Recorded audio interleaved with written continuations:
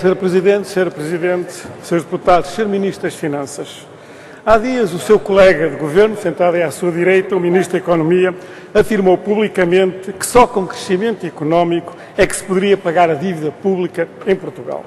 Finalmente, Sr. Ministro, alguém desse lado diz alguma coisa acertada, mesmo que para isso tenha que repetir aquilo que o PCP diz há muito tempo. Ora, tendo como pano de fundo esta afirmação do Sr. Ministro da Economia de que só é possível pagar a dívida com crescimento económico, queria colocar algumas questões. Hoje de manhã o Sr. Primeiro-Ministro falou de um valor a partir do qual a dívida se tornaria descontrolada. E o que eu lhe queria perguntar, Sr. Ministro das Finanças, como responsável da pasta das Finanças, se podia concretizar qual é este valor a que o Sr. Primeiro-Ministro se referia, a partir da qual a dívida pública se tornará descontrolada, e utiliza a palavra que foi utilizada de manhã pelo Sr. Primeiro-Ministro. Muito bem.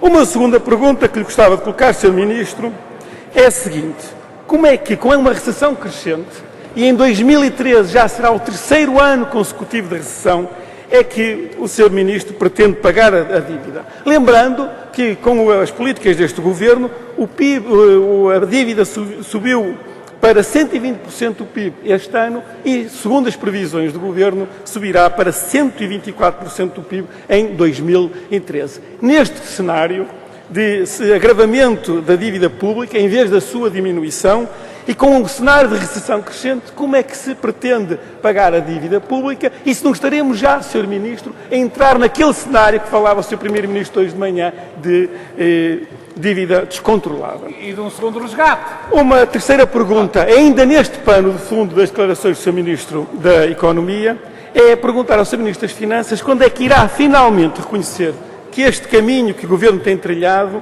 não é o caminho adequado e que é necessário renegociar a dívida pública. Em abril de 2011, Sr. Ministro, quando o PCP propôs a renegociação da dívida, os partidos da Troika interna, o PS, o PST e o CDS, rejeitaram esta proposta, considerando-a irrealista. Contudo, ano e meio depois, já vários setores da sociedade portuguesa reconhecem a necessidade de renegociar a dívida, inclusivamente aqueles que há ano e meio a rejeitaram categoricamente.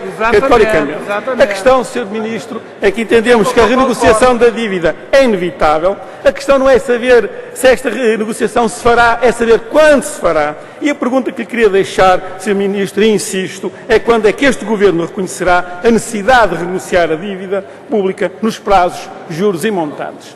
Por fim, já no outro plano, uma outra pergunta. O Governo tem repetido até à exaustão, e no relatório do Orçamento de Estado escreveu até à exaustão, que neste Orçamento de Estado há equidade na distribuição do esforço fiscal entre o capital e o trabalho.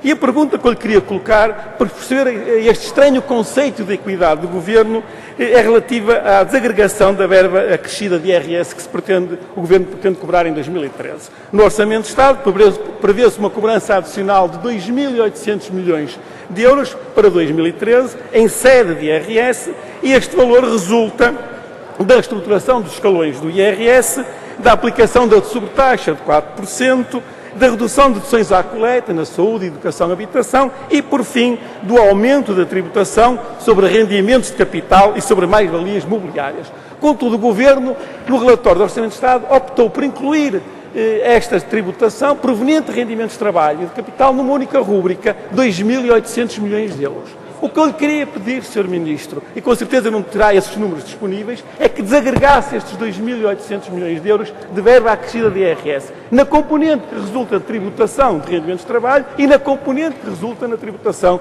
de rendimentos de capital, até para nós fazermos uma continha e percebermos este estranho conceito de equidade fiscal que o Governo tem. E esta pergunta que eu lhe deixo, e penso que o Sr. Ministro não terá dificuldade em desagregar esta verba de 2.800 milhões de euros nestas duas parcelas, para nós então podermos avaliar a equidade fiscal ou a falta dela no Orçamento de Estado. Muito obrigado.